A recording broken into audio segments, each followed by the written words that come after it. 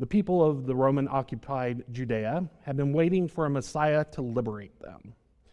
There were rumblings that Jesus was this anointed one, but he comes with a radical message that differs from the rest of society. He's not quite what they had expected. They had constructed in their own minds this type of Messiah that was not so dissimilar from the mythological Greco-Roman god of Mars, who would be clad in the armor of God and a sword of a warrior. A Messiah who would oust the armies of Rome and pull the Roman appointed governors and rulers out of office. Instead, they have received Jesus, who is preaching a gospel of love that emphasizes being in relationship with your neighbor, ones that do not look like you, ones that are on the outskirts and are the outcasts of society, the poor, the sick, the injured, the lame, the orphaned, and the widowed.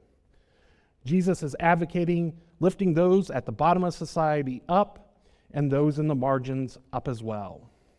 Jesus is not behaving as they anticipated the Messiah would. So John, who now is in prison and is facing death, is going through this crisis of faith where he does not know if Jesus is the anointed one. He sends his disciples to ask Jesus if he is the one that they have been waiting for all this time. And perhaps a little bit annoyed by this, Jesus goes about his business, curing the sick and casting out evil spirits. He then shows the disciples that they have been healed, and he brings them the good news, essentially sending them back with that information. Then Jesus turns around and tests the crowd that's around him, asking them what they expected John the Baptist as a prophet, or even him himself, to look like and to do. He tells them that John is similar to the prophets of old, living a simple ascetic lifestyle, and they criticize him for doing so by saying he is possessed by a demon.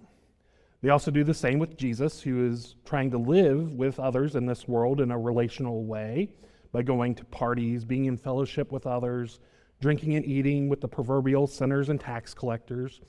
And like John, they criticize him as being a drunk.